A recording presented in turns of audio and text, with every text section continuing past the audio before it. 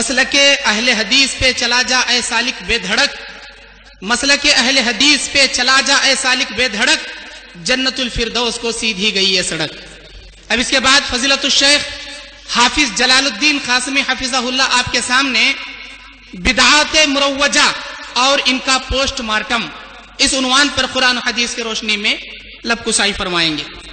ان الحمد للہ نحمده ونستعینه ونستغفره ونعوذ بالله من شرور انفسنا ومن سیئات اعمالنا من يهده الله فلا مضل له ومن يضلل فلا هادي له واشهد ان لا اله الا الله وحده لا شريك له واشهد ان محمدا عبده ورسوله يا أيها الذين آمنوا اتقوا الله حق تقاته ولا تموتن إلا وأنتم مسلمون يا أيها الناس اتقوا ربكم الذي خلقكم من نفس واحدة وخلق منها زوجها وبث منهما رجالا كثيرا ونساء واتقوا الله الذي تساءلون به والأرحام إن الله كان عليكم رقيبا يا أيها الذين آمنوا اتقوا الله وقولوا قولا سديدا يصلح لكم أعمالكم ويغفر لكم ذنوبكم ومن يطع الله ورسوله فقد فاز فوزا عظيما أما بعد فإن خير الحديث كتاب الله وخير الهدي هدي محمد صلى الله عليه وسلم وشر الأمور محدثاتها وكل محدثة بدعة وكل بدعة ضلالة الضلالة في النار أعوذ بالله من الشيطان الرجيم بسم الله الرحمن الرحيم قل ما كنت بدعا من الرسل وما أدري ما يفعل بي ولا بكم إن أتبع إلا ما يوحى إلي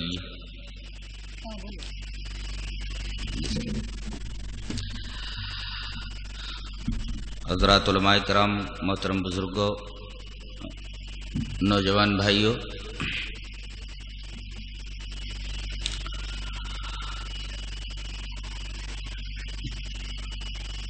آج کا عنوان ہے بدعات اور ان کا پوسٹ مارٹم۔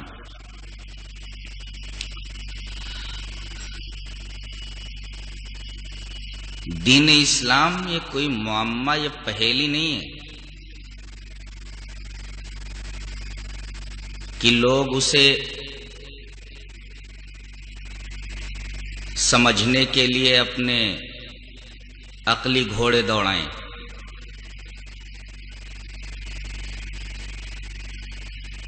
بلکہ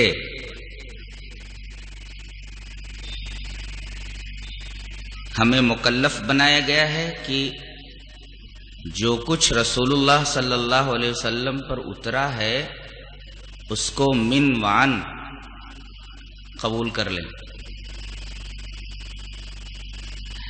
یہاں عقلی گھوڑے دوڑانے کی کوئی گنجائش نہیں ہے۔ دلیل میں یہ حدیث لے لیں، وعن علی رضی اللہ تعالی عنہ قال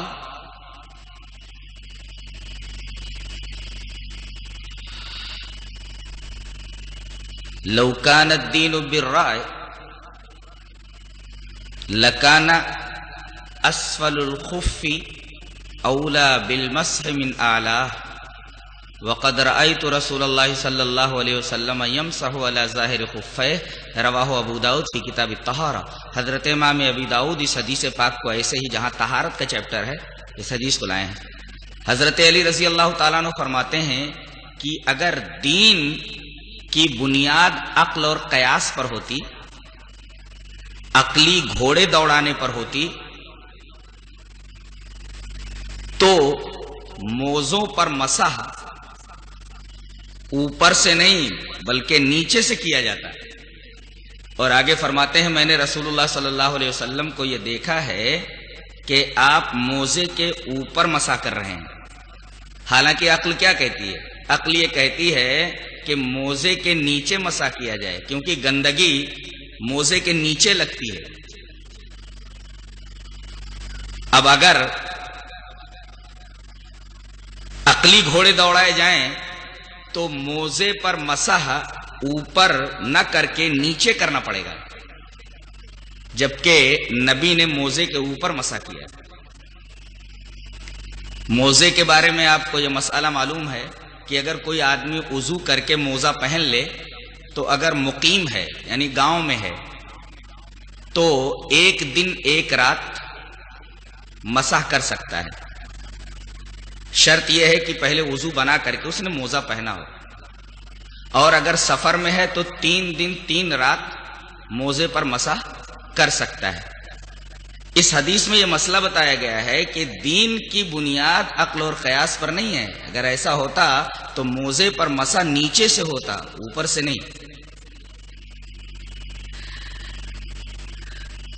اب کوئی اگر اس کا الٹا کرے تو اسی کو بدعت کہتے ہیں، اور بدعت سنت کا عین اپوزٹ ہے.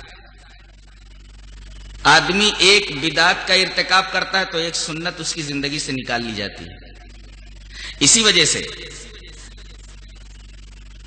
شرک کے بعد سب سے بڑا گناہ اور سب سے خطرناک چیز بدعت ہے. یہی وجہ ہے کہ نبی کریم صلی اللہ علیہ وسلم ہر خطبے میں ہمیں اس خوفناک چیز سے ڈرایا کرتے تھے.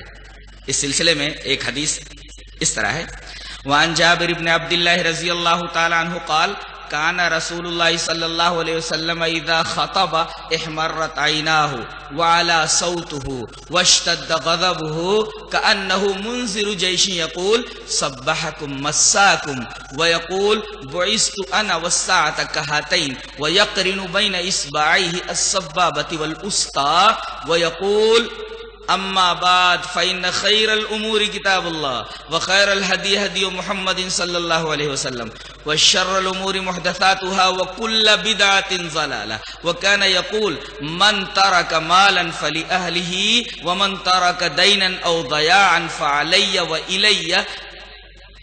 رواہ ابن ماجہ فی کتاب المقدمہ. حضرت امام ابن ماجہ اس حدیث پاک کو ابن ماجہ شریف کے پہلے ہی چیپٹر کے اندر لائے ہیں، کتاب المقدمہ میں ہے جہاں جمعے کا بیان ہے. حضرت جابر بن عبداللہ فرماتے ہیں کہ رسول اللہ صلی اللہ علیہ وسلم جب بھی خطبے کے لیے کھڑے ہوتے، کانا رسول اللہ صلی اللہ علیہ وسلم اذا خطبہ، جب بھی رسول اللہ صلی اللہ علیہ وسلم خطبے کے لیے کھڑے ہوتے تو آپ کی آنکھیں سرخ ہو جاتی، آپ کی آواز بلند ہو جاتی اور آپ کا غصہ سخت ہو جاتا. ایسا لگتا جیسے کسی لشکر کو آپ ڈرا رہے ہوں کہ صبح کو یا شام کو وہ لشکر تمہارے اوپر حملہ کرنے والا ہے. اور آپ یہ فرماتے تھے کہ میں اور قیامت دونوں اس طرح مبعوث کیے گئے ہیں، اس طرح پیدا کیے گئے ہیں. اور آپ اپنی سبابہ اور وسطی ان دونوں انگلیوں کو ملا کر بتاتے تھے، یہ سبابہ ہے، یہ وسطی ہے، اس کو ملا کر بتاتے تھے کہ میں اور قیامت اس طرح پیدا کیے گئے.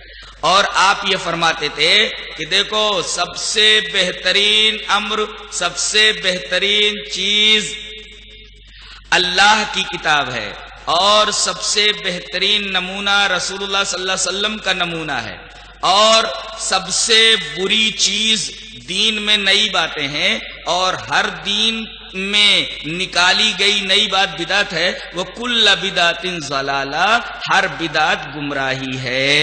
اور آخری ٹکڑا ہے کہ جو مال چھوڑے تو اس کے اہل کو ملے گا، اور اگر کوئی قرض چھوڑتا ہے یا لاوارث بچے چھوڑتا ہے تو اس کی ذمہ داری میرے اوپر ہے قرض کا دینا، اور بچے میرے پاس لائے، بچے میرے پاس لائے جائیں، میں ان کی کفالت کروں گا. اس حدیث میں آپ نے یہ دیکھا کہ حضرت جابر یہ فرما رہے کہ رسول اللہ صلی اللہ علیہ وسلم جب بھی خطبے کے لیے کھڑے ہوتے تو بدعت سے ڈراتے تھے. اس کا مطلب یہ کوئی خوفناک چیز ہے، یہ آدمی کو صحیح راستے سے ہٹا کر کے گمراہی کے راستے پر لگا دیتی ہے. آج مسلمانوں کے درمیان اتنی بدعات ہیں کہ اگر ان کا جائزہ لیا جائے تو ایسا محسوس ہوتا ہے کہ اگر بفرض محال آج نبی کریم صلی اللہ علیہ وسلم آ جائیں اور یہ دیکھیں تو آپ کو یہ دیکھ کر حیرانی ہوگی کہ کیا میں جو اسلام لایا تھا اس کی شکل و صورت ایسی ہی تھی، ایسی ہی ہے، اسلام ایسے ہی ہے جو اس وقت میری امتیوں کے پاس ہے. پیدائش سے لے کر موت تک بدعتوں کے سلسلے جاری ہیں. جبکہ نبی کریم صلی اللہ علیہ وسلم نے اسے گمراہی کہا ہے، ضلالت کہا ہے، اور آج جیب بھرو پیر اور پیٹ بھرو مولویوں نے ان بدعتوں کو عین سنت قرار دیا ہے۔ اب ہم ایک ترتیب کے ساتھ ان تمام بدعات کا جائزہ لیں گے، ایک بدعت آپ کے سامنے پیش کریں گے اور اس کے رد میں نبی کریم صلی اللہ علیہ وسلم کی ایک حدیث پاک پڑھیں گے۔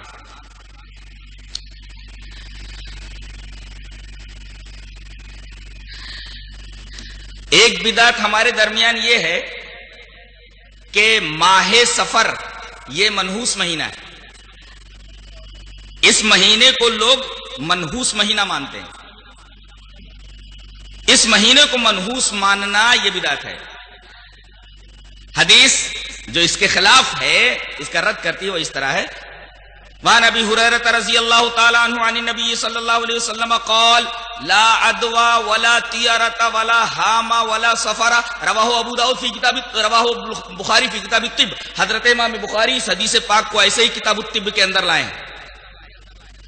یہ روایت بخاری کتاب الطب کے اندر موجود ہے، راوی حضرت ابو ہریرہ ہیں۔ حضرت ابو ہریرہ رضی اللہ تعالیٰ عنہ فرماتے ہیں کہ نبی کریم صلی اللہ علیہ وسلم نے فرمایا کہ اسلام میں چھوت چھات نہیں ہے کہ ایک شخص کو ایک بیماری ہو، اس کے پاس بیٹھنے کی وجہ سے وہ بیماری تمہیں لگ جائے۔ سوال یہ ہے کہ اس آدمی کو بیماری کہاں سے لگی؟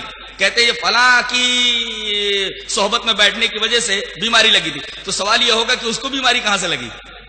اس کا مطلب یہ ہوا کہ چھوت چھات یہ اسلام میں نہیں ہے۔ اللہ کا حکم جب تک نہیں ہوتا کسی کو بیماری لگتی نہیں ہے۔ تو لا عدوہ چھوت چھات نہیں ہے اسلام میں، ولا طیرۃ۔ زمانے جاہلیت میں لوگ کیا کرتے تھے کہ پرندے کو اڑاتے تھے اور مقصد اپنے دل میں رکھتے تھے، اگر پرندہ دائیں طرف نکل گیا تو سفر کرتے تھے یا وہ کام کرتے تھے، اگر بائیں طرف چلا گیا اڑ کر کے تو وہ کام نہیں کرتے تھے۔ ظاہر ہے کہ ایک توہم ہے، یہ اس قسم کے وہم کا اسلام میں کوئی تصور نہیں ہے۔ اسلام نام ہے یقین کا، گمان کا نہیں۔ اسلام میں جو کچھ ہے سب کا تعلق یقینیات سے، وہمیات کی یہاں گنجائش نہیں ہے۔ تو لا عدوہ ولا طیرۃ، چھوت چھات نہیں، پرندے اڑا کر کے فال لینے کا معاملہ نہیں ہے۔ ولا حامۃ، الو منحوس ہوتا ہے، اس کا کوئی تصور اسلام کے اندر نہیں ہے۔ الو بولنے لگتا ہے، کہتے ہیں منحوس جانور ہے۔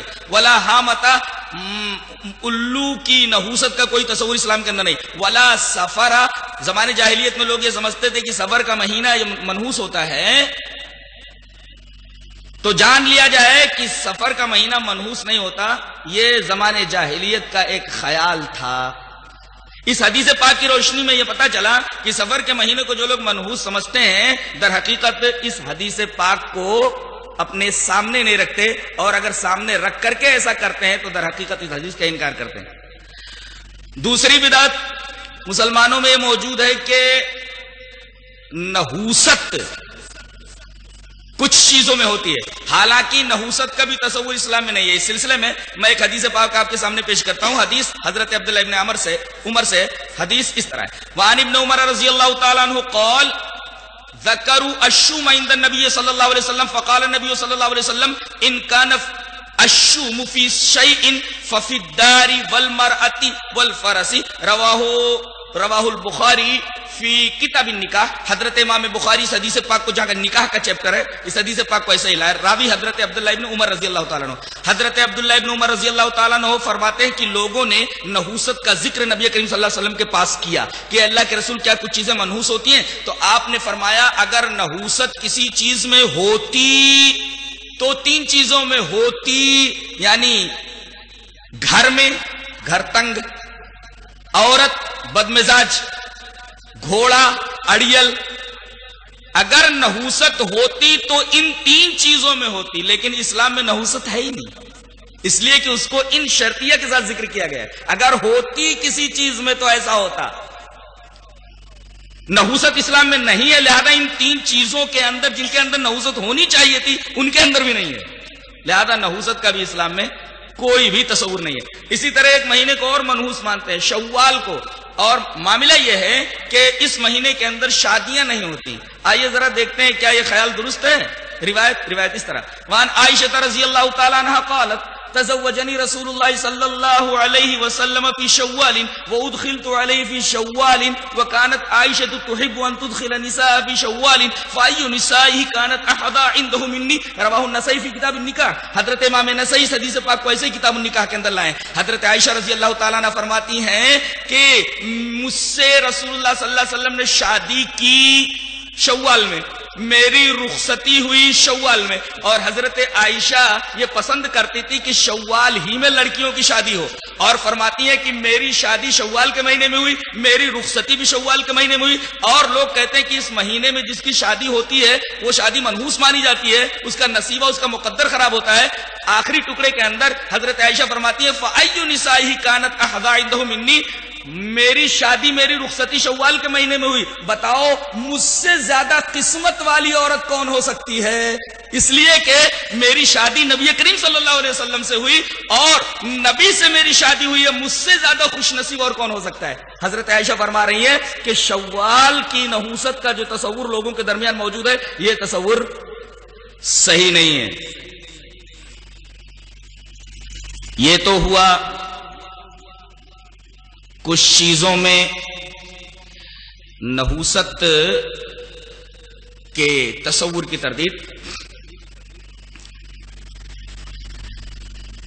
ایک چیز اور ذہن میں رکھ لیں، ماہ محرم کو بھی لوگ سوگ کا مہینہ سمجھ کر کے اس کے اندر بھی شادیاں نہیں کرتے اور اس کو سوگ کا مہینہ مانتے ہیں، روتے ہیں، گاتے ہیں، پیٹتے ہیں، نہ جانے کیا کیا حرکات کرتے ہیں، اور کہتے ہیں چونکہ محرم کے مہینے کی 10ویں تاریخ کو حضرت حسین رضی اللہ تعالیٰ عنہ میدان کربلا میں شہید کیے گئے، لہذا یہ پورا مہینہ سوگ کا مہینہ ہے، لہذا اس میں شادی نہ کی جائے.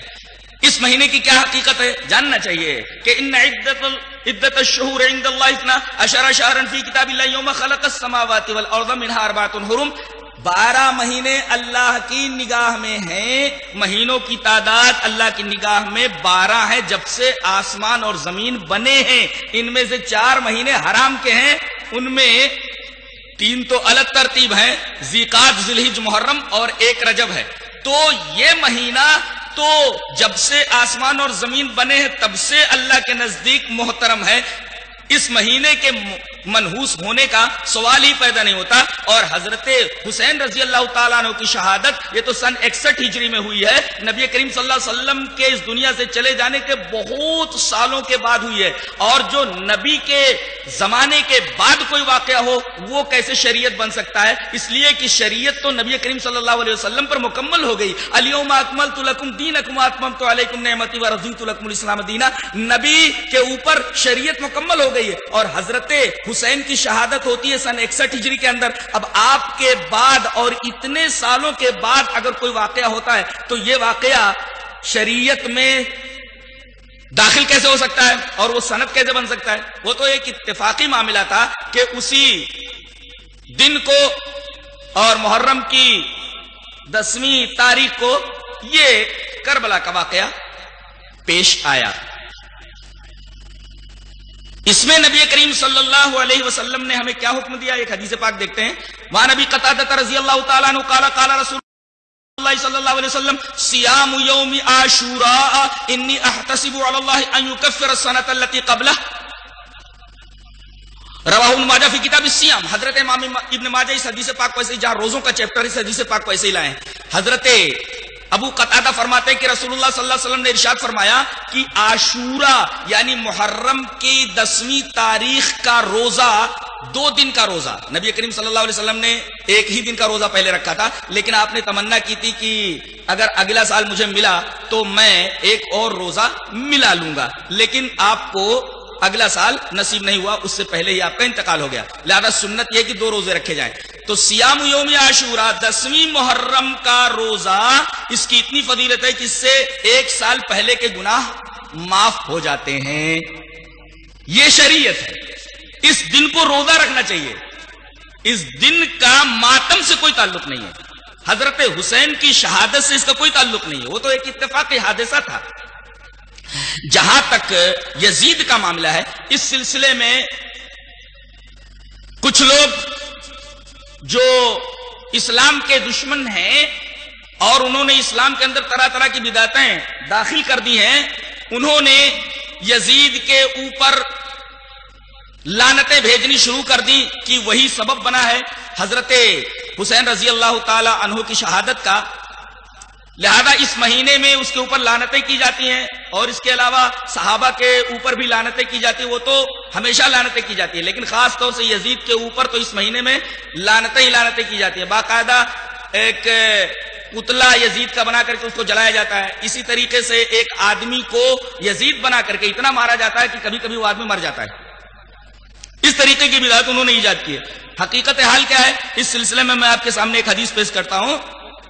وعن خالد بن معدان ان عمیر بن الاسود الانسی حدثه انه اتى عبادة بن الصامت رضی اللہ تعالی عنہ وهو في ساحل حمص وهو في بناء له ومعه ام حرام رضی اللہ تعالی عنها قال عمیر فحدثتنا ام حرام رضی اللہ تعالی عنها سمعت النبي صلی اللہ علیہ وسلم يقول اول جيش من امتي يغزون البحر قد اوجبوا. قالت ام حرام قلت يا رسول الله انا فيهم قال انت فيهم. ثم قال النبي صلى الله عليه وسلم اول جيش من امتي يغزون مدينة قيصر مغفور لهم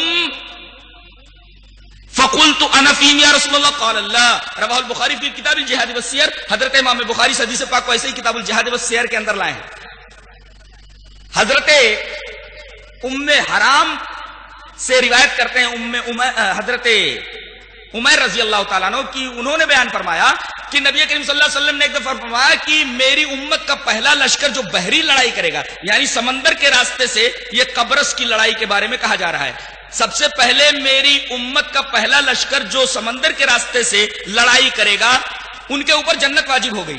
تو حضرت ام حرام فرماتی کہ اللہ کے رسول کیا میں ان میں سے ہوں گی؟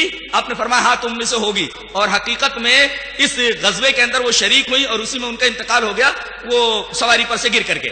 پھر نبی کریم صلی اللہ علیہ وسلم نے یہ فرمایا کہ میری امت کا ایک لشکر قیصر کے شہر کے اوپر قسطنطنیہ کے اوپر حملہ کرے گا، اس میں جتنے لوگ شریک ہوں گے سارے کے سارے لوگوں کی مغفرت ہو جائے گی. تو حضرت ام حرام فرماتی ہے کہ اللہ کے رسول کیا میں ان میں سے ہوں؟ تو آپ نے فرمایا نہیں. اس سے یہ پتہ چلتا ہے کہ ام حرام رضی اللہ تعالی عنہا اس لشکر کے اندر نہیں تھی. اور تاریخ اس بات پر متفق ہے کہ یہ جو پہلا لشکر ہے قسطنطنیہ اور مدینہ قیصر کے اوپر حملہ کرنے والا، اس کے کمانڈر ان چیف یزید تھے. یہاں تک کہ اس میں عام سپاہی کی حیثیت سے حضرت حسین بھی شامل ہیں. اور اس لڑائی کے اندر میزبان رسول حضرت ابو ایوب انصاری رضی اللہ تعالی عنہ بھی. اب بتائیے جس لشکر کا کمانڈر ان چیف یزید ہو اور یہ تاریخ کا ایک حقیقی معاملہ ہو، ایک تاریخی حقیقت ہو، تو ایسے لشکر کے بارے میں نبی کریم صلی اللہ علیہ وسلم نے تو فرمایا کہ سارے کے سارے لوگ مغفور لہم، سب کی مغفرت ہو گئی ہے، اور اس کا کمانڈر ان چیف یہی تھا. لہذا یزید کے تعلق سے جو غلط فہمیاں پھیلی ہوئی ہیں وہ بھی ایک طریقے کی ایک اخلاقی بدعت ہے، اور دین میں اس کو شامل کر لیا گیا ہے. اس طریقے سے اس کو بھی ایک بدعت کہا جا سکتا ہے. معاملہ عید میلاد النبی کی حیثیت، آئیے اس پر ایک حدیث دیکھ لیتے ہیں. حدیث کس طرح؟ ان عبد الرحمن ابن ابی بکرۃ رضی اللہ تعالی ان عبد الرحمن ابن ابی بکرۃ عن ابی عن النبی صلی اللہ علیہ وسلم قال شہران لا ينقصان شہر عید رمضان و ذو الحجۃ. رواہ البخاری فی کتاب الصوم. حضرت امام بخاری اس حدیث پاک کو جہاں روزوں کا بیان ہے اسی طریقے سے لائیں. عبد الرحمن ابن ابی بکرہ اپنے باپ سے روایت کرتے ہیں، وہ کہتے ہیں کہ رسول اللہ صلی اللہ علیہ وسلم نے فرمایا 2 مہینے کبھی کم نہیں ہوتے. 2 مہینے کبھی کم نہیں ہوتے. اس کا کیا مطلب؟ مطلب یہ ہے کہ اگر 29 کے بھی ہو جائیں تب بھی ثواب 30 ہی کا ملتا ہے. مثلا رمضان کا روزہ اگر 29 کو ہو جائے، 30 کا روزہ نہ ہو تو اسے 30 ہی کا ثواب دیا جائے گا. 2 مہینے کبھی کم نہیں ہوتے. شہران لا ينقصان، 2 مہینے کبھی کم نہیں ہوتے. یہ 2 مہینے کون سے ہیں؟ نبی نے اس کی تفسیر فرمائی شہر عید، عید کے 2 مہینے. اب بتائیے عید کے 2 مہینے ہیں تو عیدیں کتنی ہوئی؟ 2 ہی ہوئی نا. آپ نے فرمایا 2 مہینے کبھی کم نہیں ہوتے، اور آپ نے 2 مہینوں کی تفسیر فرمائی شہر عید، عید کے 2 مہینے. اب عید کے 2 مہینے اگر ہیں تو عیدیں کتنی ہوئی؟ عید کے 2 مہینے تو عیدیں بھی 2 ہی ہوئی، ایک عید الفطر اور ایک عید الاضحیٰ. لہذا عید میلاد النبی کہنا یہ صحیح نہیں ہے، اس لیے کہ نبی فرمائے کہ عیدیں میں 2 دے رہا ہوں اللہ کے دینے کی وجہ سے تم کو ہے میری امت. اب امت یہ کہے کہ ہمیں 2 نہیں چاہیے، ہمیں 3 چاہیے، ایک ہم بنا لیتے ہیں. لہذا یہ تیسری عید جو بنائی ہے اس حدیث کے مخالف ہے اور یہ بدعت ہے. اور ایک نقطہ اور بھی، پیر کے دن آپ صلی اللہ علیہ وسلم پیدا ہوئے، کیا اس دن روزہ رکھنا جائز ہے کہ نہیں؟ پیر کے دن کا روزہ رکھنا سنت ہے اور عید کے دن روزہ رکھنا حرام ہے. لہذا اگر نبی کریم صلی اللہ علیہ وسلم کی پیدائش کے دن کو، میلاد نبی کو، رسول اللہ صلی اللہ علیہ وسلم کی پیدائش کے دن کو عید مان لیا جائے تو عید کے دن تو روزہ رکھنا حرام ہے، جبکہ نبی کریم صلی اللہ علیہ وسلم کی پیدائش پیر کے دن ہوئے، پیر کے دن روزہ رکھنا سنت ہے.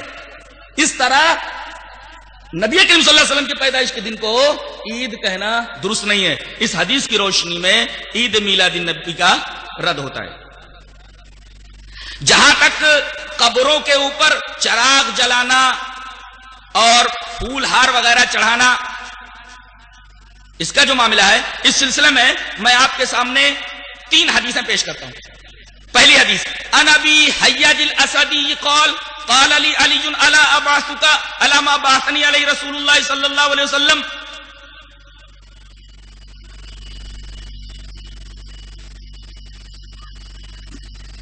حضرت ابو حیاج اسدی کہتے ہیں کہ ایک دفعہ مجھے حضرت علی نے بلایا اور کہا کہ دیکھو کیا میں تمہیں ایسی مہم کے اوپر نہ بھیج دوں جس پر مجھے نبی کریم صلی اللہ علیہ وسلم نے بھیجا تھا. وہ مہم کیا تھی کہ اللہ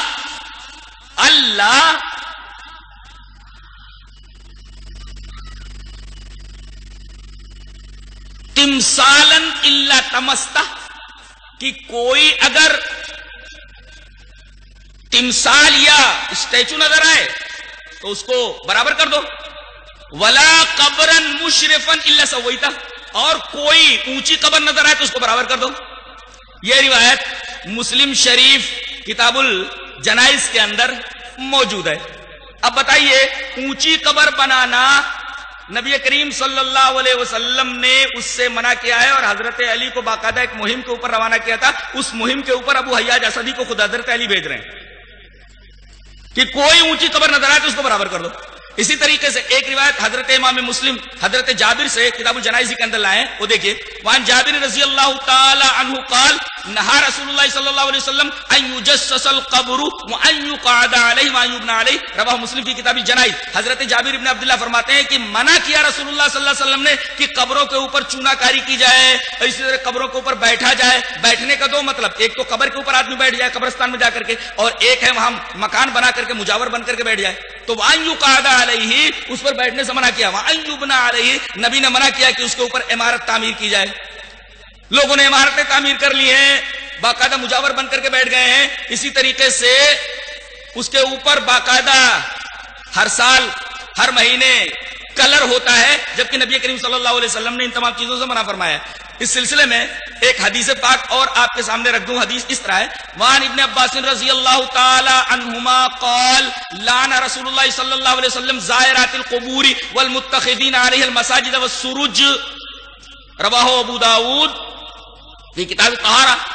حضرت ابن عباس رضی اللہ تعالی عنہما فرماتے ہیں کہ رسول اللہ صلی اللہ علیہ وسلم نے لعنت فرمائی ہے قبر کی زیارت کرنے والی عورتوں پر، کہ وہاں جا کر کے قبر والوں سے کچھ مانگیں، اور ان کے اوپر بھی لعنت فرمائی ہے جو قبروں کے اوپر مسجدیں بنا لیتے ہیں، اور ان لوگوں کے اوپر بھی لعنت فرمائی ہے جو قبروں کے اوپر چراغ جلاتے ہیں. یہ روایت امام ابی داؤد کتاب الجنائز کے اندر لائے ہیں. کتاب الجنائز کے اندر یہ روایت موجود ہے، راوی حضرت عبداللہ ابن عباس رضی اللہ تعالیٰ عنہ. اب دیکھیے آپ، قبروں کے اوپر مسجد بنانے والے کے اوپر اللہ کے رسول نے لعنت فرمائی ہے. اسی طریقے سے قبروں کے اوپر چراغ جلانے والے کے اوپر بھی اللہ کے رسول صلی اللہ علیہ وسلم نے لعنت فرمائی ہے. لہذا قبروں کے اوپر چراغا کرنا، پھول ہار چڑھانا، یہ تمام چیزیں ایسی ہیں جن کا کوئی ثبوت اسلام میں نہیں ہے. یہ تمام کی تمام چیزیں بدعت سے تعلق رکھتی ہیں.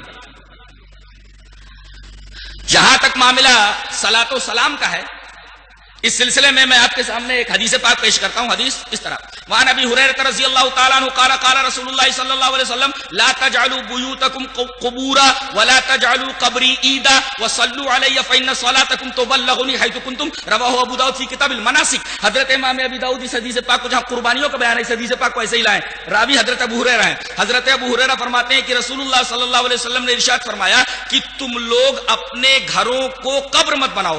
غور فرمائیں، اپنے گھروں کو قبر نہ بناؤ۔ اس کا کیا مطلب؟ اس کے دو مطلب ہیں۔ ایک تو یہ کہ جیسے قبروں کے اوپر نماز پڑھنا جائز نہیں ہے تو اس طرح مت کرو، اپنے گھروں میں بھی نماز پڑھا کرو۔ یعنی جیسے قبروں کے اوپر نماز نہیں ہوتی تو ایسا مت کرو، اپنے گھروں کو قبر مت بناؤ، اپنے گھروں میں نماز پڑھ لیا کرو۔ ایک مطلب تو یہ ہوا لا تجعلوا بیوتکم قبورا، اپنے گھروں کو تم قبر مت بناؤ۔ تو ایک مسئلہ تو یہ معلوم ہوا کہ قبروں پر نماز نہیں ہوتی، اور دوسرا مسئلہ یہ معلوم ہوا کہ ساری نمازیں مسجد میں نہیں پڑھنی چاہیے بلکہ گھروں کے اندر بھی نمازیں پڑھنی چاہیے۔ دوسرا ٹکڑا ولا تجعلوا قبری عیدا، میری قبر کو عید مت بنانا۔ غور فرمائیے کہ عید نہ بنانے کا کیا مطلب ہے؟ آپ نے اس ٹکڑے کے اندر کیا کہنا چاہا ہے؟ عید کے اندر ہم کیا کرتے ہیں؟ عید کے اندر ہم نہاتے ہیں، دھوتے ہیں اور اچھے اچھے کپڑے پہنتے ہیں، بچوں کو نہلا دھلا کر کے اچھے اچھے کپڑے پہناتے ہیں، ہماری عورتیں نہا دھو کر کے جو ہے اچھے اچھے کپڑے پہنتی ہیں اور اس کے بعد پھر عیدگاہ جاتی ہیں۔ اگر اس طریقے کا معاملہ کسی قبر کے ساتھ ہو، نبی کریم صلی اللہ علیہ وسلم نے فرمایا یہ معاملہ عید والا میری قبر کے ساتھ نہیں ہو سکتا، تو دوسری قبر کے ساتھ کرنا کیسے جائز ہوگا؟ اور یہی معاملہ اس کے اندر ہوتا ہے، باقاعدہ نہا دھو کر کے لوگ اچھے اچھے کپڑے پہن کر کے بچوں کو ساتھ میں لے کر عورتوں کو ساتھ میں لے کر باقاعدہ قبر کے اوپر جاتے ہیں جیسے عید کے اندر جا رہے ہوں۔ تو اس ٹکڑے سے عرس کا رد ہوا ولا تجعلوا قبری عیدا، میری قبر کو عید مت بناؤ، اس ٹکڑے سے عرس کا رد ہوا۔ اور تیسرا ٹکڑا وصلوا علی، میرے اوپر درود بھیجو، فإن صلاتکم تبلغ حیث کنتم، تم جہاں سے بھی میرے اوپر درود بھیجو، میرا معاملہ ایسا ہے کہ تمہارا درود کہیں سے بھی بھیجا جائے مجھ تک پہنچا دیا جاتا ہے۔ اس سے دو باتیں معلوم ہوئی کہ آپ ہر جگہ حاضر و ناظر نہیں ہیں، ورنہ درود کو پہنچانے کے لیے فرشتے نہ ہوتے، جو آدمی درود پڑھتا ہے فرشتے اس درود کو لے کر کے نبی کریم صلی اللہ علیہ وسلم کے پاس پہنچا دیتے ہیں۔ تو پہلا مسئلہ یہ معلوم ہے کہ رسول ہر جگہ حاضر و ناظر نہیں ہے، لہذا لوگ کھڑے ہو کر کے جو درود اور سلام پڑھتے ہیں ایک خاص انداز سے، اس کا بھی کوئی ثبوت اسلام میں نہیں ہے، یہ بھی ایک طریقے کی بدعت ہے۔ اس لیے کہ نبی کریم صلی اللہ علیہ وسلم نے فرمایا کہ درود کسی بھی طریقے سے کہیں بھی رہو تم وہاں سے بھیج دو، میرے پاس درود پہنچا دیا جاتا ہے۔ اب اس کے لیے خاص شکل بنا لینا، ایک خاص عقیدے کے ساتھ کھڑے ہو کر کے صلاۃ و سلام پڑھنا، یہ قطعاً درست نہیں ہے۔ اور جہاں تک چیزیں بڑھا لینے کا معاملہ ہے، نبی کریم صلی اللہ علیہ وسلم نے جہاں کسی چیز کو عام رکھا ہے آدمی خاص نہیں کر سکتا۔ آپ درود کہیں بھی پڑھ سکتے ہیں، گھر میں پڑھ سکتے ہیں، کھیت میں پڑھ سکتے ہیں، دکان میں پڑھ سکتے ہیں۔ اب باقاعدہ اس کو ایک شکل دے دینا کہ تقریر ہو، تقریر ہونے کے بعد لوگ کھڑے ہو جائیں اور ایک خاص انداز سے وہ عمل کریں، درود و سلام پڑھیں، اس کا کوئی ثبوت اسلام کے اندر نہیں ہے۔ یہ ایک طریقے سے اسلام میں اضافہ ہے۔ ذرا ایک حدیث دیکھیے، حدیث اس طرح وعن نافع ان رجلا اتى الى جنب ابن عمر فقال الحمد لله والسلام على رسول الله قال عمر وانا اقول الحمد قال ابن عمر وانا اقول الحمد لله والسلام على رسول الله وليس هكذا علمنا رسول الله صلی اللہ علیہ وسلم، علمنا ان نقول الحمد لله على كل حال، رواه الترمذی فی کتاب الادب۔ حضرت امام ترمذی اس حدیث پاک کو ایسے کتاب الادب میں لائے ہیں۔ یہ نافع ہیں، حضرت عبداللہ ابن عمر رضی اللہ تعالیٰ عنہ کے شاگرد ہیں۔ وہ کہتے ہیں کہ ہم لوگ بیٹھے ہوئے تھے حضرت عبداللہ ابن عمر کے پاس، ایک آدمی بھی وہاں تھا، اچانک اس کو چھینک آئی۔ اب چھینک جب آتی ہے تو ہم لوگ کیا بولتے ہیں؟ الحمدللہ۔ تو اس آدمی کو جب چھینک آئی تو اس نے کیا کہا؟ الحمدللہ والسلام علی رسول اللہ۔ فوراً ابن عمر نے ٹوک دیا، کہا وانا اقول الحمدللہ والسلام علی رسول اللہ، میں بھی الحمدللہ والسلام علی رسول اللہ بولتا ہوں۔ ولیس ہکذا علمنا رسول اللہ صلی اللہ علیہ وسلم، رسول اللہ صلی اللہ علیہ وسلم نے ہمیں چھینک کے وقت صرف الحمدللہ کہنا سکھایا ہے۔ یہ جو تو نے آگے والسلام علی رسول اللہ، صلاۃ و سلام جو تو نے بڑھایا ہے، اس کا ثبوت نہیں ہے۔ اس سے یہ پتا چلا کہ نبی کریم صلی اللہ علیہ وسلم نے جو عبادت جس انداز سے ہمیں دی ہے اس کے آگے پیچھے کچھ نہیں بڑھا سکتے۔ جب چھینک کے آگے الحمدللہ آپ نے سکھایا، اس کے آگے ہم سلام نہیں بڑھا سکتے، تو اذان سے پہلے اذان کے بعد ہم سلام کیسے بڑھا سکتے ہیں؟ اگر ایسا ہوتا تو حضرت ابن عمر رضی اللہ تعالیٰ عنہ اس آدمی کو کیسے ٹوکتے؟ جہاں تک درود کا معاملہ ہے اس سلسلے میں میں چاہتا ہوں کہ وہ حدیث آپ کے سامنے پیش کر دوں. حدثنی عبداللہ ابن عیسیٰ سمع عبد الرحمن ابن ابی لیلہ قال لقینی کعب ابن عجرۃ رضی اللہ تعالیٰ عنہ قال الا اہدی لک ہدیۃ سمعتها من النبی صلی اللہ علیہ وسلم فقلت بلا فاہدیها لی فقال سألنا رسول اللہ صلی اللہ علیہ وسلم فقلنا یا رسول اللہ کیف الصلاة علیکم اہل البیت فإن اللہ قد علمنا کیف نسلم علیکم قال قولوا اللہم صلی علی محمد وعلی آل محمد کما صلیت علی ابراہیم وعلی آل ابراہیم انک حمید مجید اللہم بارک علی محمد وعلی آل محمد کما بارکت علی ابراہیم وعلی آل ابراہیم انک حمید مجید. رواہ البخاری فی کتاب الانبیاء. حضرت امام بخاری حدیث پاک کو ایسے کتاب الانبیاء کے اندر لائے. حضرت کعب ابن عجرہ فرماتے ہیں کہ ایک صاحب سے جب ملاقات ہوئی تو کہا کہ میں تمہیں ایک تحفہ نہ دے دوں گا، میں نے نبی کریم صلی اللہ علیہ وسلم سے سنا ہے. کہا کہ ارے جلدی سے بتاؤ کون سا تحفہ ہے جو نبی کریم صلی اللہ علیہ وسلم سے تم نے سنا ہے. کہا کہ ٹھیک ہے وہ تحفہ میں تم کو دیتا ہوں.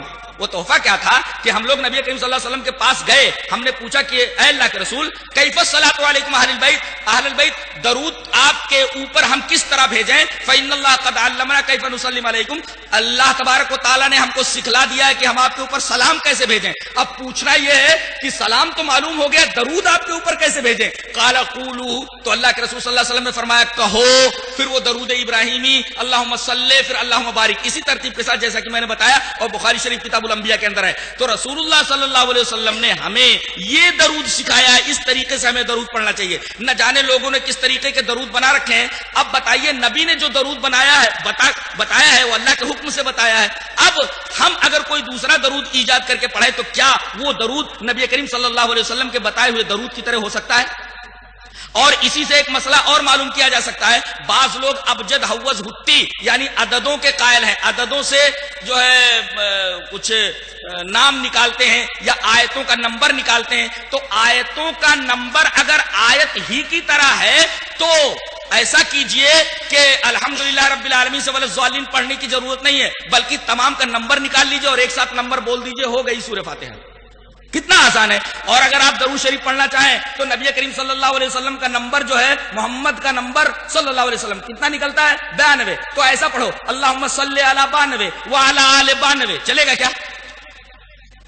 ارے محمد کا نمبر اگر 92 ہے اور نمبر جو ہے اصل کی طرح ہے تو جب وہ اصل کی طرح ہے تو اس کو پڑھا جا سکتا ہے. اللہم صلی علی محمد کی جگہ اللہم صلی علی 92. ایسا چلے گا کیا؟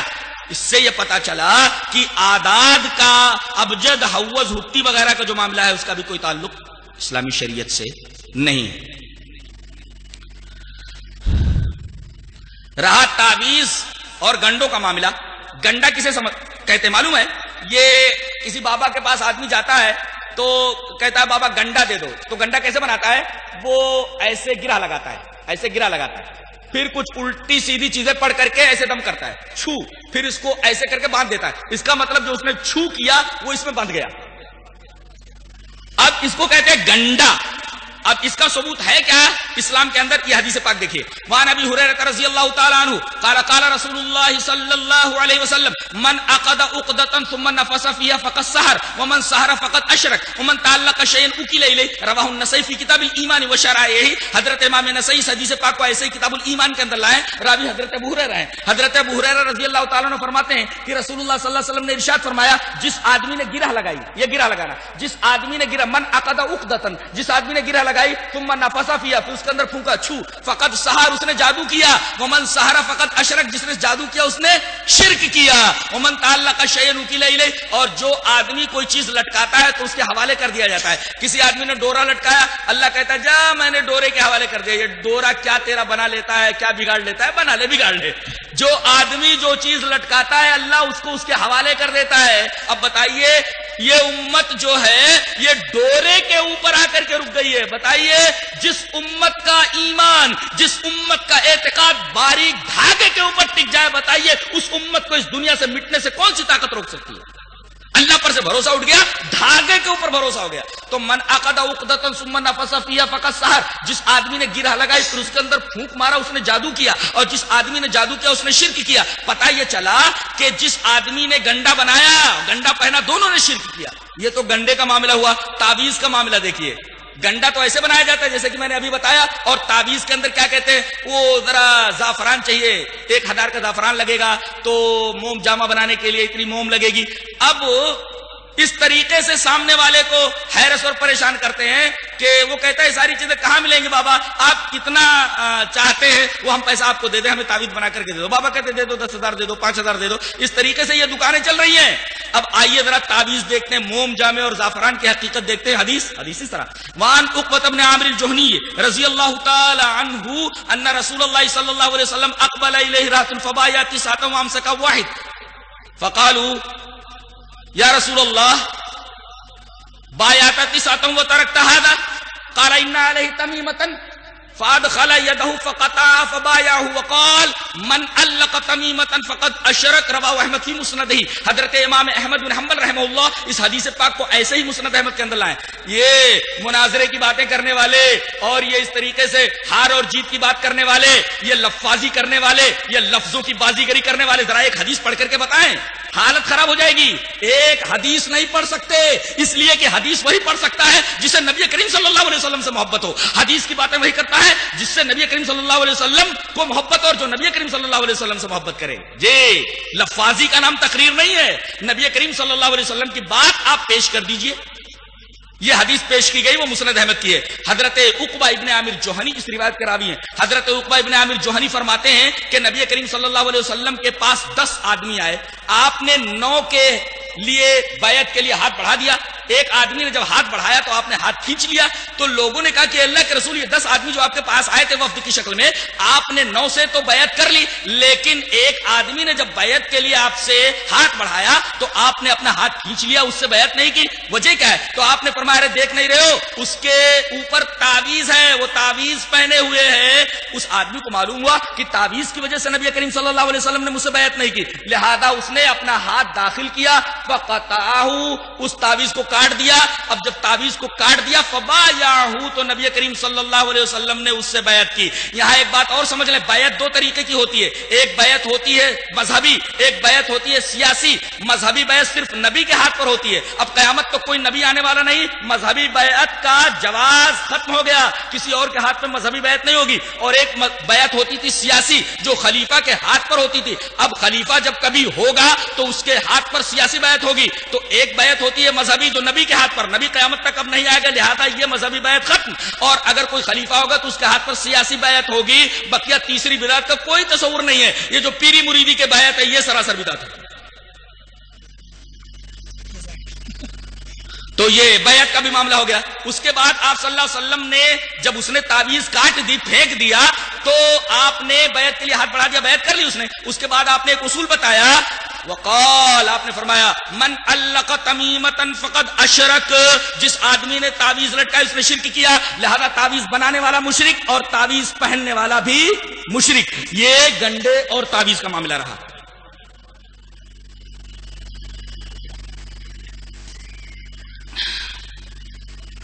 جہاں تک معاملہ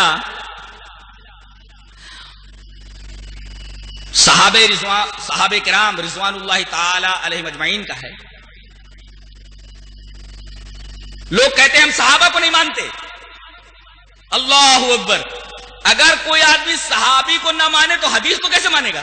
اس لیے کہ نبی کریم صلی اللہ علیہ وسلم کی حدیث تو انہی کے واسطے سے پہنچی ہے. یہ امت اور نبی کے درمیان ایسا مقدس واسطہ ہے کہ اس واسطے کو اگر نکال دیا جائے تو قرآن امت تک کیسے پہنچے گا، حدیث امت تک کیسے پہنچے گی. لہذا روایت کے آخر میں یہی صحابی ہوتا ہے. اگر اس کو نہ مانا جائے تو حدیث کے ماننے کا کوئی مطلب ہی نہیں ہوتا. اور اہل الحدیث کہنے کا مطلب یہ ہے کہ وہ جہاں حدیثیں مانتا ہے، نبی کی بات مانتا ہے، صحابی کو بھی مانتا ہے. اہل الحدیث کہنے کا مطلب یہ ہے کہ نبی کو بھی مانتا ہے اور صحابی کو بھی مانتا ہے. اس لیے کہ ابھی آپ نے دیکھا کہ جو بھی حدیثیں میں نے پیش کی ہیں اس کے شروع میں کوئی نہ کوئی صحابی ضرور تھا. اب صحابی کی عظمت ہمارے دلوں میں کیا ہے، اس سلسلے میں میں آپ کے سامنے ایک روایت پیش کرتا ہوں. روایت اس طرح، وعن ابی ہریرہ رضی اللہ تعالی عنہ قال قال رسول اللہ صلی اللہ علیہ وسلم لا تسبوا اصحابی لا تسبوا اصحابی فوالذی نفسی بیدی لو ان احدکم انفق مثل احد ذهبا ما ادرک مد احدهم ولا نصیفہ. رواہ مسلم فی کتاب الفضائل. حضرت امام مسلم اس حدیث پاک کو ایسے کتاب الفضائل کے اندر مناظرہ کریں گے. مناظرے کا مطلب یہ ہے کہ میں 1000 حدیثیں پڑھتا ہوں تو 500 حدیثیں پڑھ کے بتا دے. میں 500 حدیثیں پڑھتا ہوں تو 100 حدیثیں پڑھ کر کے اسی طرح، اور بھولنا نہیں، جو بھولے گا اس کی ہار تسلیم کی جائے گی. چال مناظرہ یہی ہو جائے، میں 1000 حدیثیں پڑھتا ہوں اور تو 10 حدیثیں پڑھ کر کے بتا. مناظرہ کریں گے. حدیث پڑھنے کا طریقہ ہی نہیں، حدیث سمجھتے ہی نہیں ہے. پتا ہے ان کا سارا کھڑاک، سارا معاملہ جب دعا، تعویذ اور گنڈوں اور حرام خوری کے اوپر ٹکا ہوا ہے تو وہ مناظرہ کیا کریں گے؟ لفاظی کا نام مناظرہ نہیں ہے. سامنے والے کو حیرس کر کے، سامنے والے کے اوپر منطقی دلائل پیش کر کے مبہوت کر دینا، ششدر کر دینا، اس کا نام مناظرہ نہیں ہے. شریعت کا مناظرہ یہ ہوتا ہے کہ آپ حدیثیں پیش کیجئے کہ ہمارا یہ مسلک ہے اور اس پر یہ حدیث دلیل ہے، ہمارا یہ مسلک ہے، یہ حدیث اس پر دلیل ہے. منطق کا نام دلیل نہیں ہے. جیسا کہ میں نے پہلے بتایا کہ اگر دین کی بنیاد رائے اور قیاس کے اوپر ہوتی تو موزے کے نیچے مسا ہوتا، اوپر کے اوپر موزے کا مسا نہ ہوتا. مناظرہ کریں گے تو صحابہ کرام رضوان اللہ تعالی علیہم اجمعین کے بارے میں اہل حدیث کا عقیدہ یہ ہے جو اس حدیث میں بیان کیا گیا، جسے امام مسلم کتاب الفضائل میں لائیں. حضرت ابو ہریرہ فرماتے ہیں کہ رسول اللہ صلی اللہ علیہ وسلم نے ارشاد فرمایا لا تسبوا اصحابی لا تسبوا اصحابی، میرے صحابہ کو برا بھلا مت کہو، میرے صحابہ کو برا بھلا مت کہو. ارے میرے صحابہ کا مقام تو اتنا بڑا ہے. فوالذی نفسی بیدی، قسم اس ذات کی جس کے ہاتھ میں میری جان ہے، تم میں سے اگر کوئی احد پہاڑ کے برابر بھی سونا خرچ کر دے تو میرے صحابی کے ایک سیر جو خرچ کرنے کے برابر بھی نہیں ہوگا. یہ صحابہ کرام کا مقام ہے. کوئی غیر صحابی جو صحابی نہیں ہے نبی کا اگر احد پہاڑ کے برابر بھی سونا خرچہ کر دے تو اتنا مرتبہ نہیں حاصل کر سکتا جتنا کہ رسول اللہ صلی اللہ علیہ وسلم کا ایک صحابی ایک سیر جو خرچ کرنے پر ثواب پائے گا، اجر پائے گا. یہ فرق ہے صحابی میں اور ایک عام آدمی میں.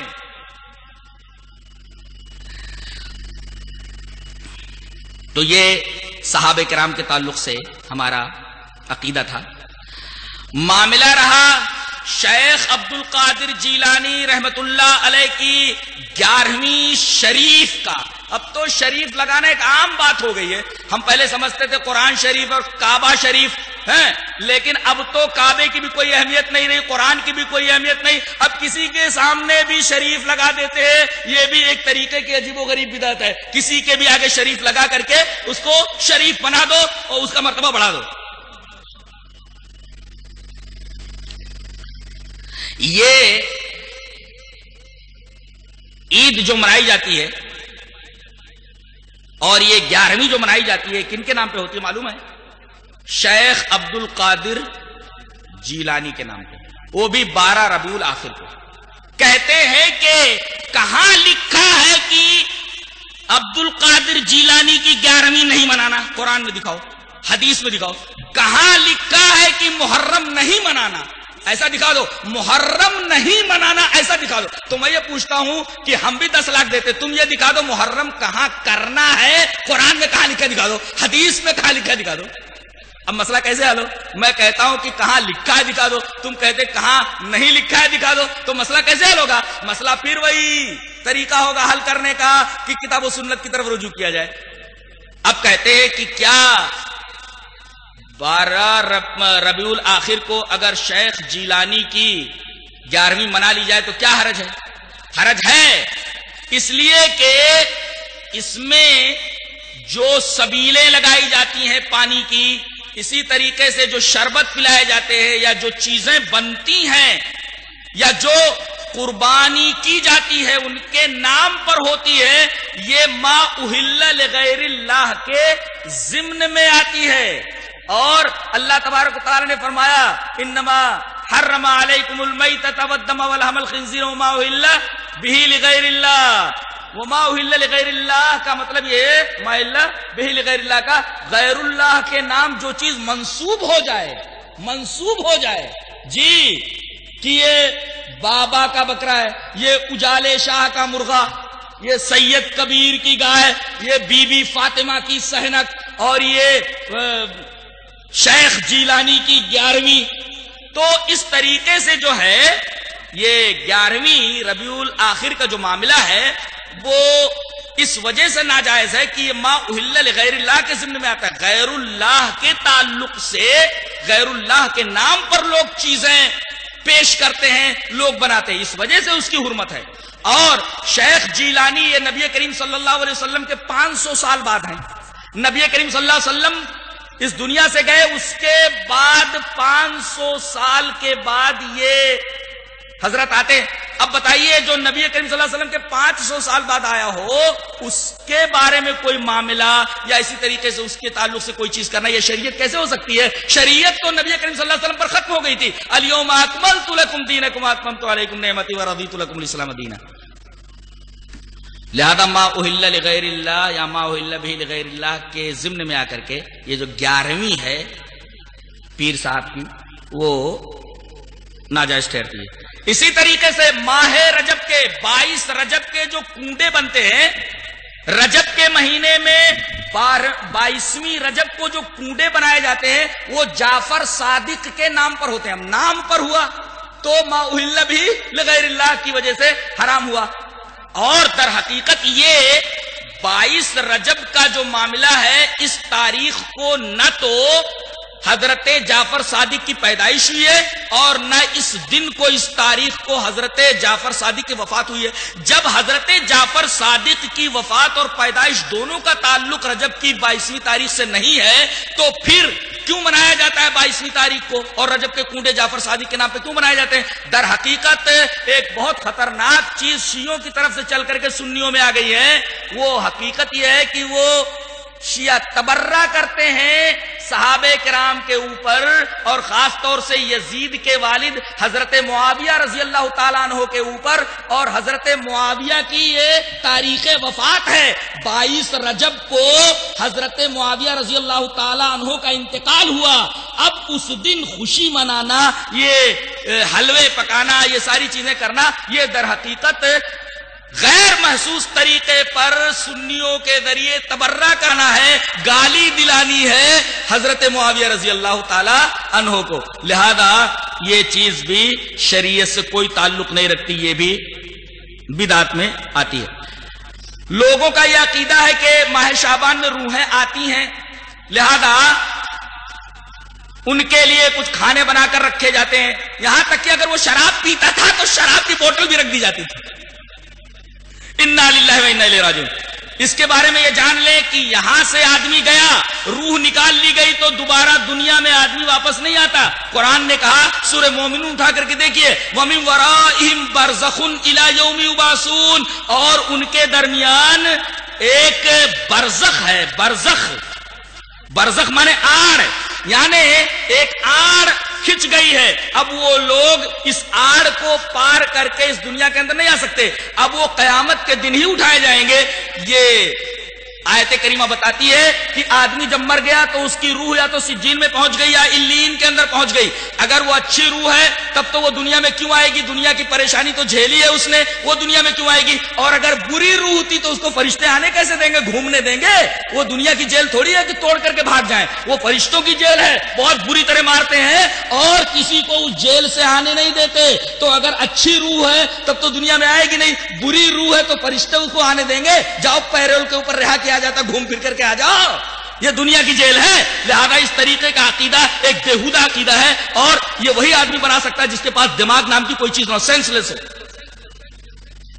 جہاں تک صلاۃ الرغائب کی بات ہے، صلاۃ الرغائب ترغیب دینے والی نماز. اب ترغیب دینے والی نماز یہ صلاۃ الرغائب جو پڑھی جاتی ہے، میرا خیال یہ ہے کہ 15ویں شعبان کو پڑھی جاتی ہے. انی ارا لو جمعت هؤلاء الى قارئ واحد لكان امثل. ثم عزم فجمعهم على ابي بن كعب رضي الله تعالى عنه. ثم خرجت معه ليلة اخرى والناس يصلون بصلاة قارئهم. قال عمر نعم البدعة هذه. واللتی ینامون عنها افضل من التی یقومون یرید آخر اللیل وکان الناس یقومون اولہ رواہ البخاری فی کتاب صلاۃ التراویح. حضرت امام بخاری اس حدیث پاک کو ایسے کتاب صلاۃ التراویح کے اندر لائے ہیں اور روایت پورے صفحے کے جو میں نے آپ کے سامنے پڑھ دی ہے. مناظرہ کریں گے بیچارے, ایک لائن تو پڑھ نہیں سکتے, حدیث کیا پڑھیں گے؟ ایک صفحے کی پوری روایت پڑھ دی گئی اور اس سے پہلی والی روایت 1.5 صفحے کے اوپر ہے دارمی کے اندر, دارمی شریف کی روایت تھی, اور یہ روایت امام بخاری رحمۃ اللہ علیہ کتاب صلاۃ التراویح کے اندر لائے. حضرت عمر رضی اللہ تعالیٰ عنہ کے خزانچی ہیں عبد الرحمن بن عبد القاری, وہ کہتے ہیں کہ میں عمر رضی اللہ تعالیٰ عنہ کے ساتھ مسجد نبوی کی طرف نکلا, دیکھا کہ ایک آدمی اکیلے تراویح کی نماز پڑھ رہا ہے. فَإِذَا النَّاسُ أَوْزَاعُهُمْ مُتَفَرِّقُونَ, الگ الگ پڑھ رہے ہیں. ایک آدمی الگ تراویح کی نماز پڑھ رہا ہے اکیلا, اور ایک آدمی ایک جگہ تراویح پڑھ رہا ہے, اس کے ساتھ چند لوگ پڑھ رہے ہیں. اس طرح کوئی آدمی اکیلا پڑھ رہا ہے, کوئی آدمی جماعت کے ساتھ پڑھ رہا ہے. دو باتیں معلوم ہوئی, کوئی آدمی اگر اکیلے تراویح پڑھے تب بھی جائز ہے, کوئی آدمی اگر جماعت کے ساتھ تراویح پڑھے تب بھی جائز ہے. یہاں دیکھیے یصلی الرجل لنفسہ, تنہا پڑھ رہا ہے وہ یصلی الرجل فیصلی بصلاۃ الرحمۃ, جماعت کے ساتھ پڑھ رہے ہیں. اس کا مطلب یہ ہوا, مسئلہ یہ نکلا بخاری شریف کی اس روایت سے کہ تنہا بھی آدمی تراویح پڑھنا چاہے تو پڑھ سکتا ہے, جماعت کے ساتھ پڑھنا چاہے تو پڑھ سکتا ہے. اب حضرت عمر نے دیکھا کہ یار ایک ہی مسجد میں بہت سارے لوگ الگ الگ پڑھ رہے ہیں, آوازیں ٹکرا رہی ہیں, تو میں ایسا کرتا ہوں کہ ان کو ایک امام کے پیچھے جمع کر دیتا ہوں, سب لوگ ایک امام کے پیچھے پڑھیں. ابی ابن کعب کے بارے میں فرمایا آپ نے کہ کل سے تمام لوگ ابی ابن کعب کے پیچھے پڑھیں گے, کوئی تنہا نہیں پڑھے گا. اس طرح آوازیں آپس میں ٹکراتی ہیں. دوسرے دن پھر کہتے ہیں حضرت عبد الرحمن بن عبد القاری کہ میں حضرت عمر کے ساتھ نکلا, دیکھا کہ تمام لوگ اپنے قاری کے پیچھے, حضرت ابی ابن کعب کے پیچھے سب تراویح کی نماز پڑھ رہے ہیں. تو حضرت عمر نے یہ منظر دیکھ کر کے فرمایا نعم البدعۃ ھذہ, کتنی اچھی بدعت ہے یہ. دو مسئلہ معلوم ہوا نا, اکیلے تراویح پڑھ سکتا ہے جماعت کے ساتھ. یہ حضرت عمر نے نعم البدعۃ ھذہ کیوں کہا؟ بعض لوگ کہتے ہیں دیکھو بدعت بھی اچھی ہوتی ہے, بدعت بھی اچھی ہوتی ہے. یہاں بدعت جو ہے اپنے لغوی معنی میں ہے. کیا مطلب؟ کل کے مقابلے میں. بدعت مانے نیاپن, نیاپن. پہلے وہ چیز ایسی تھی, اس کے بعد اب ایسی ہو گئی. تو نبی کے زمانے کے مقابلے میں اگر ہوتی تب تو بدعت ہوتی, حرام ہوتی. لیکن حضرت عمر اس کو بدعت اس وجہ سے کہہ رہے ہیں کہ کل کے مقابلے میں یہ نئی ہے. بدعت مانے نیاپن, کل کے مقابلے میں. کل کیا کر رہے تھے لوگ؟ ایک آدمی اکیلا پڑھ رہا ہے اور ایک آدمی جو ہے پڑھا رہا ہے, اس کے ساتھ چند آدمی پڑھ رہے ہیں, سب کو ایک ساتھ کر دیا. تو کل کے مقابلے میں یہ نیا ہے. نبی کریم صلی اللہ علیہ وسلم کے زمانے کے مقابلے میں نیا ہوتا تب بدعت ہوتی. اور حضرت عمر یہ نہیں کہنا چاہتے, اس لیے کہ حضرت عمر ایسا کیسے کہہ سکتے ہیں؟ نبی نے تو 3 دن سب کو جماعت کے ساتھ تراویح کی نماز پڑھائی ہے, اور بدعت وہ ہوتی ہے جس کی نظیر نبی کریم صلی اللہ علیہ وسلم کے زمانے میں نہ ہو. نبی کریم صلی اللہ علیہ وسلم نے 3 رات تو پڑھائی ہے نا تراویح, اس کو حضرت عمر بدعت کیسے کہہ سکتے ہیں؟ حضرت عمر نے جو بدعت کہی وہ کل کے مقابلے میں. کل جو لوگ اس طرح پڑھ رہے تھے اب ایک امام کے پیچھے پڑھ رہے, تو کل کے مقابلے میں یہ نیاپن بہت اچھا ہے. نعم البدعۃ ھذہ, یہ معنی ہے نعم البدعۃ ھذہ کا. اس سے لوگ استدلال کرتے ہیں کہ بدعتیں بھی بعض اچھی ہوتی ہیں بعض بری ہوتی ہیں, جبکہ ہر بدعت گمراہی ہوتی ہے. نبی کریم صلی اللہ علیہ وسلم کی وہ حدیث جو ابی جابر بن عبداللہ سے آئی تھی, جسے امام ابن ماجہ کتاب الصیام کے اندر لائے ہیں, اس کے اندر اتنا کل بدعت ضلالہ, ہر بدعت گمراہی ہے. کوئی بدعت اچھی ہو ہی نہیں سکتی, کوئی بدعت حسن ہو ہی نہیں سکتی. اب دیکھیے نبی کے زمانے میں وہ چیز نہیں تھی, صحابہ کے زمانے میں نہیں تھی. مولود بھی ایسے ہی ہے, خوب جھوم جھوم کر کے مولود پڑھتے ہیں, پتہ نہیں اس میں کیا کیا پڑھتے ہیں, نہ قرآن ہوتا ہے نہ حدیث ہوتی ہے, نہ جانے کیا کیا چیزیں پڑھ کر کے نبی کریم صلی اللہ علیہ وسلم کی جو ہے پیدائش کا معاملہ لے کر کے, اور پھر اس طریقے سے ایک محفل جمع کر کے لوگ مولود پڑھتے ہیں. چونکہ یہ چیز کسی صحابی نے نہیں کیا, نبی کریم صلی اللہ علیہ وسلم کے زمانے میں نہیں ہوا, اور آپ نے یہ بات کرنے کے لیے, چیز کرنے کے لیے کسی سے کہا بھی نہیں, لہذا یہ چیز بھی بدعت کی قبیل سے ہے. اور جس قدر خطرناک شرک ہے اس سے زیادہ کم خطرناک بدعت نہیں ہے.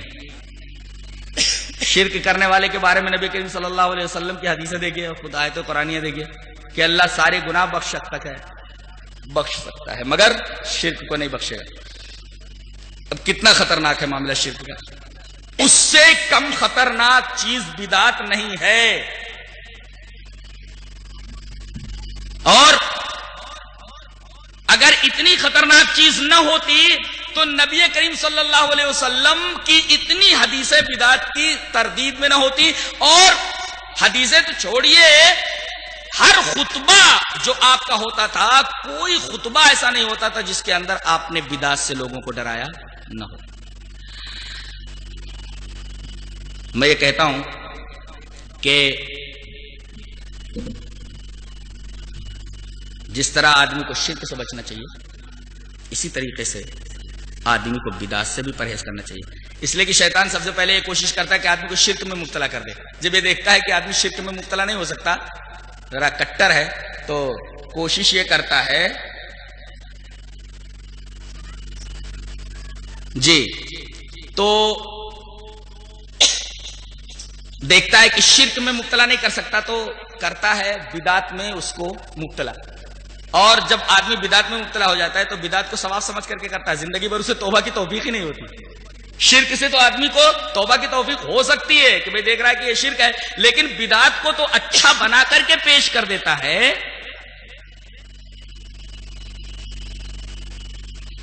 تو ان تمام چیزوں سے پرہیز کرنا چاہیے جس طرح آدمی شرک سے پرہیز کرتا ہے، بدعت سے بھی پرہیز کرنا چاہیے. 2 سوالات اور آئے ہیں. مقامی لوگ جمع بین صلاتین کر سکتے ہیں کہ نہیں؟ جی ہاں ہے. مسلم کی روایت اٹھائی ہے کتاب صلاۃ المسافرین کی کہ رسول اللہ صلی اللہ علیہ وسلم نے ظہر اور عصر کو ایک ساتھ پڑھا، مغرب اور عشاء کو ایک ساتھ پڑھا، من غیر خوف ولا سفر. آپ کو کوئی خوف بھی نہیں تھا اور سفر میں بھی نہیں تھے آپ، یعنی آپ مدینہ ہی میں تھے. تو بلا عذر کے بھی، کوئی عذر نہ ہو، آدمی کبھی کبھی جمع بین الصلاتین کر سکتا ہے، عادت نہ بنا لے. کبھی کبھی 2 نمازیں ایک ساتھ پڑھ سکتا ہے، ظہر اور عصر ایک ساتھ اور مغرب اور عشاء ایک ساتھ، عادت نہ بنا لے. مقامی حضرات بھی پڑھ سکتے ہیں کبھی کبھی، اور سفر کے اندر تو اجازت ہے، آدمی 2 نمازوں کو ایک ساتھ پڑھ سکتا ہے. اسی طریقے سے ایک سوال اور بھی ہے کہ کوئی آدمی اگر کتابوں اور سی ڈی وغیرہ سے دین کی دعوت دے رہا ہے تو اس کا معاملہ کیا ہے؟ میں یہ کہتا ہوں کہ ایجادات کا جہاں تک معاملہ ہے، جو دنیاوی چیز سے تعلق رکھتی ہیں، نبی کریم صلی اللہ علیہ وسلم نے اس سے منع نہیں کیا ہے. ہر بہترین ایجاد آپ اس سے فائدہ اٹھائیں، شرط یہ ہے کہ وہ اسلام کے کسی اصول سے نہ ٹکراؤ. اور موبائل دیکھیے، موبائل ہے، موبائل سے کتنا فائدہ ہے. عرب تو کہتا ہے الجوال نعمت من نعم اللہ، موبائل تو اللہ کی نعمتوں میں سے ایک بہت بڑی نعمت ہے. آج ہزاروں میل کا، سینکڑوں میل کا سفر منٹوں میں طے ہو جاتا ہے. پوری دنیا مٹھی میں آ گئی ہے انسان کے. کتنی بڑی نعمت اللہ تبارک تعالیٰ نے ہمیں دے دی ہے موبائل کی شکل میں. لیکن اگر آدمی اسی موبائل سے جو اللہ کی ایک بہت بڑی نعمت ہے غلط فائدہ اٹھانے لگے تو، غلط چیز کرنے لگے تو ظاہر ہے کہ وہ ناجائز ہو جائے گا. اسی طریقے سے جہاں تک سی ڈی کا معاملہ ہے، اگرچہ وہ تصویر ہے لیکن اس کے ذریعے اگر آدمی دین کا کوئی کام کر رہا ہے تو اس کے جواز میں کوئی شبہ نہیں ہے. تمام علماء اسلام جو عرب کے ہیں اس بات پر متفق ہیں. اس لیے کہ آپ دیکھیے کہ باقاعدہ وہاں کی نماز جو ہے ریلیز ہوتی ہے، مسجد نبوی کی ہے، مسجد حرام کی ہے، اور باقاعدہ وہاں کے علماء کی کیسٹس وغیرہ آتی ہیں. اگر اتنا سیریس میٹر ہوتا یہ تو اس پر پہلے عرب کے علماء قدغن لگاتے اور عرب کے علماء اس کے اوپر روک لگاتے. لیکن چونکہ اس کا جواز ہے، دینی کام اس سے کیا جا سکتا ہے، نئی نئی ایجاد سے فائدہ اٹھایا جا سکتا ہے جس کا تعلق دنیا سے، اس میں کوئی وہ شک نہیں. آخری سوال، اس کا جواب میں دے دیتا ہوں کہ بریلویہ یہ اعتراض کرتے ہیں کہ بھئی عرب والے اپنا قرآن چھاپتے ہیں، اہل حدیثوں کا قرآن چھاپتے ہیں، اگر اعلیٰ حضرت کا بھی قرآن چھاپیں تو پھر دنیا کے اندر وہ مشہور ہو جائے. سوال یہ ہے، میں ایک بات بولتا ہوں، کسی بھی اچھی کتاب کا جو معاملہ ہے وہ یہ ہے کہ اہل علم اس کو ہاتھوں میں لیتے ہیں، ہاتھوں ہاتھ لیتے ہیں. مثلا مولانا مودودی کی کتاب الجہاد فی الاسلام، اسی طریقے سے پردہ، سود. دیکھیے مولانا مودودی کا جو منہج تھا وہ عرب کے جو شیوخ ہیں، عرب کے جو علماء، اس منہج سے بالکل الگ تھا. لیکن اس کے باوجود ان کی کتابوں کو ہاتھوں ہاتھ لیا گیا. الجہاد فی الاسلام پر شاہ فیصل ایوارڈ دیا گیا. ان کو مولانا مودودی صاحب کو. حجاب دیکھیے، پردہ کی کتاب دیکھیے، سود کی اس کے رد میں جو کتاب لکھی گئی اس کو دیکھیے آپ. تو اگرچہ منہج یا طریقہ یا مسلک مختلف تھا لیکن کتاب بڑی اچھی تھی. مذہب اور مسلک کے اختلاف کے باوجود مولانا مودودی کی کتابیں عرب سے چھپی. الجہاد فی الاسلام ہے، حجاب ہے، پردہ ہے، سود ہے. اسی طریقے سے وحید الدین خان کی کتاب الاسلام یتحدی مذہب اور جدید چیلنج، حالانکہ وحید الدین صاحب کی فکر سے عرب کے علماء متفق نہیں ہے، لہذا اس کے باوجود بھی ان کی کتابیں بہت چھاپی گئی. اگر یہ کتاب اس لائق ہوتی اعلیٰ حضرت کی تفسیر کی کتاب تو اہل علم تمام تعصبات کو بالائے طاق رکھ کر کے اس کتاب کو ضرور چھاپتے. اہل علم نے اس کتاب کی طرف توجہ اس وجہ سے نہیں دی، اس وجہ سے کہ اس کتاب کے اندر، اس تفسیر کے اندر یا اس ترجمے کے اندر بہت ساری خرابیاں عقائد کی موجود تھیں. اگر اس کو چھاپ کر کے دنیا کے اندر بھیج دیتے تو یہ گناہ ہوتا. اسی وجہ سے اس کتاب کے اوپر اہل علم نے کوئی توجہ نہیں دی. اور میں یہ کہتا ہوں کہ آپ گداگر ہیں، بھیک مانگ رہے ہیں. آپ یہ رضا صاحب کی جو امت ہے وہ کیا کر رہی ہے؟ ان کو چاہیے کہ اس کتاب کو ہر گھر میں پہنچائے. عرب کے اوپر کیوں نگاہ رکھے ہوئے ہیں؟ وہ گداگر ہیں کیا؟ بھکاری ہیں کیا؟ وہ خود اپنا کام کریں. عربوں کا رونا لے کر کے کیوں بیٹھ گئے ہیں؟ جی اور کیا سوال ہے؟ صلاۃ التسبیح کے بارے میں علماء اہل حدیث کا بھی آپس میں اختلاف ہے.